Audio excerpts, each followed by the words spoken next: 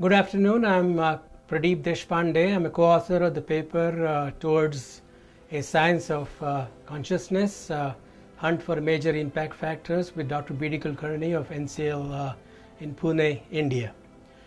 What we have here is a two-part video clip. The part number one has to do with measurement of the level of consciousness that we refer to in the paper.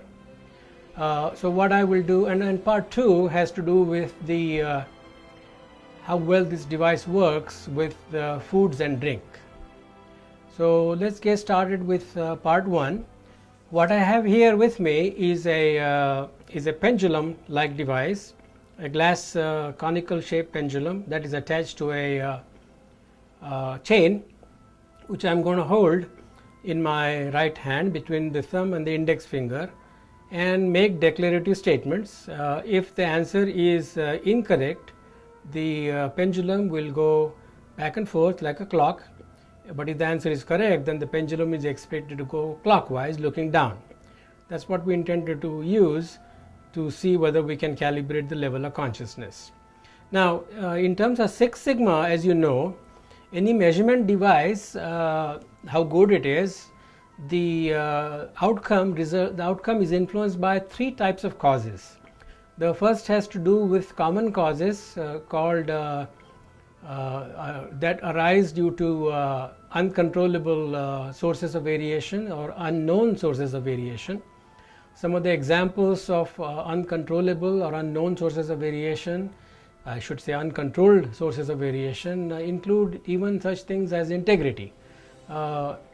We certainly want to make sure that whatever I am discussing here or describing here, no deliberate attempt is made on the part of the experimenter to introduce a bias into the outcome.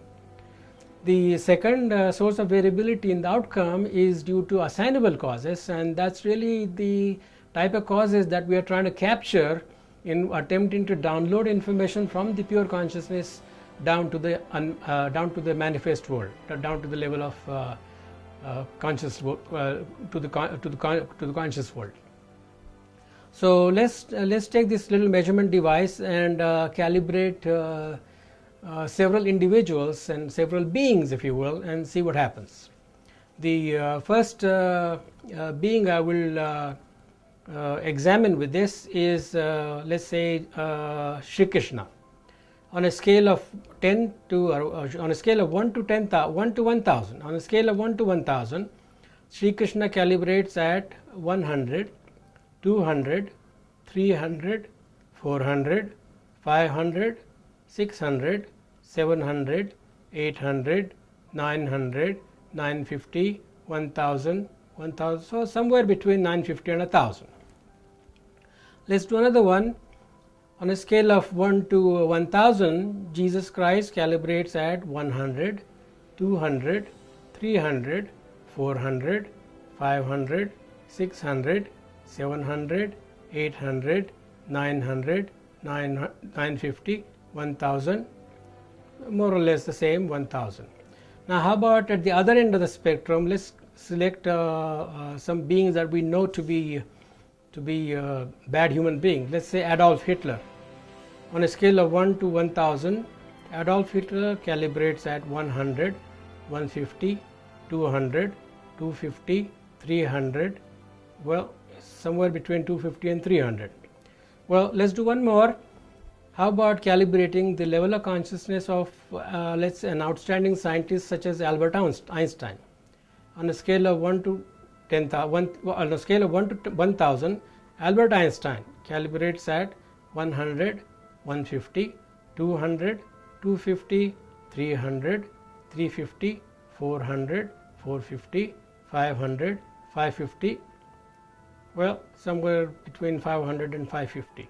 At least directionally, these results are consistent with what Dr. Hawkins reports with some of his muscle testing technique.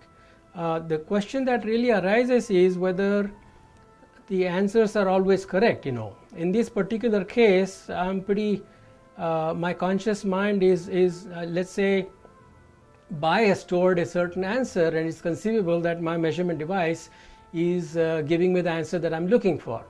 The real question to ponder for researchers is whether the measurement device, this measurement device, will give correct answers regardless of whether I know the answer or do not know the answer. So that's the end of part 1 of our experiments. Hopefully you enjoyed it. Thank you.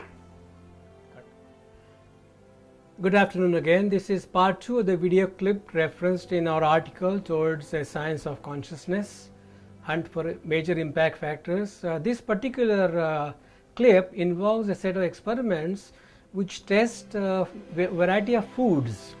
Yogis in India for several thousand years have focused primarily on what they call positive pranic foods. They categorize foods as positive pranic, negative pranic, and neutral.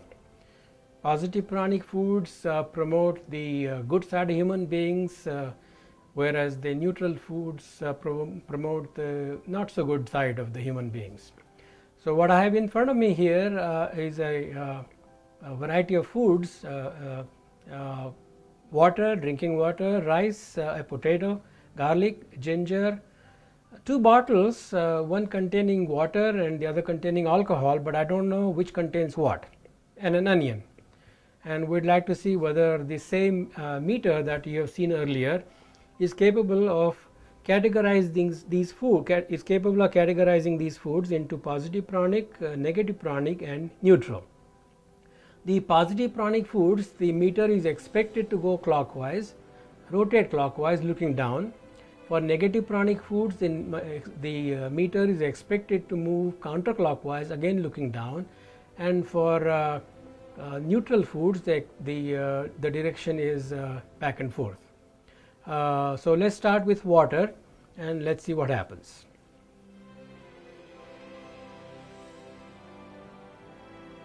This is pure water.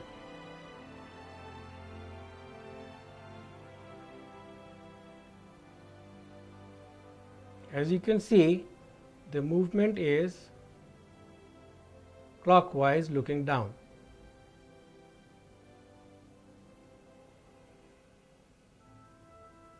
Let's try the next one. Let's say garlic.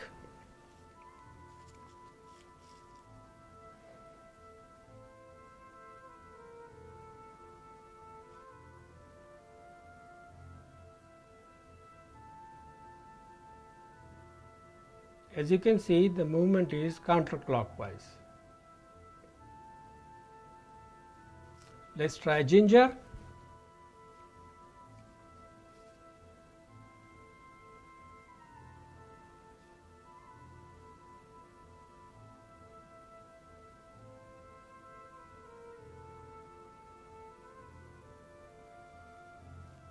The movement is clockwise. Let's try uncooked rice.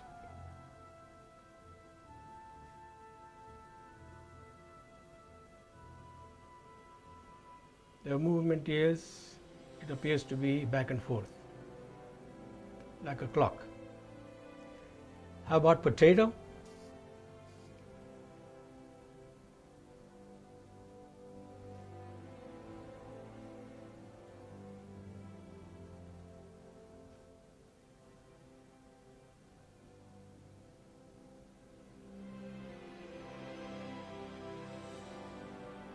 The movement appears to be back and forth. How about a raw onion?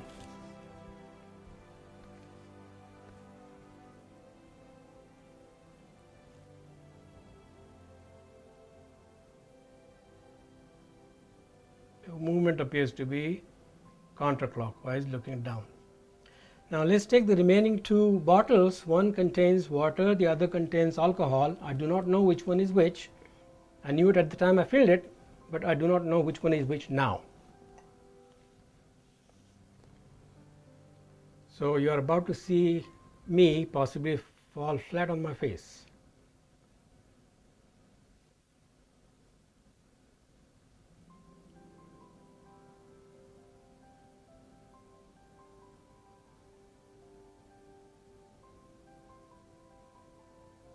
Is going clockwise, indicating that it is water.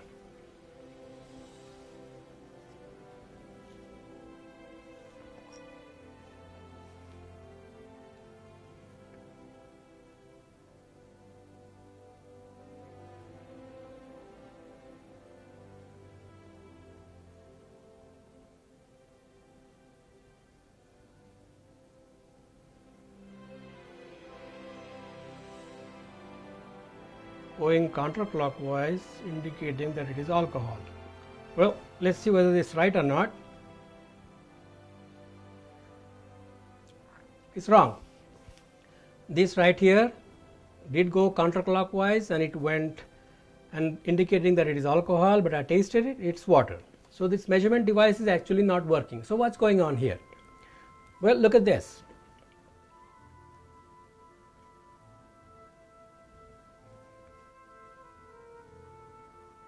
Clockwise motion,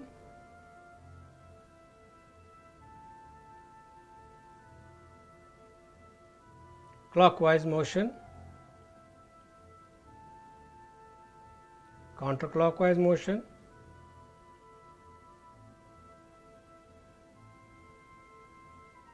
back and forth motion.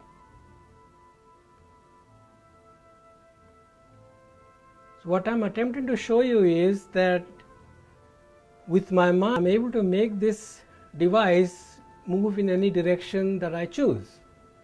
The link is mind, energy, action and manifestation.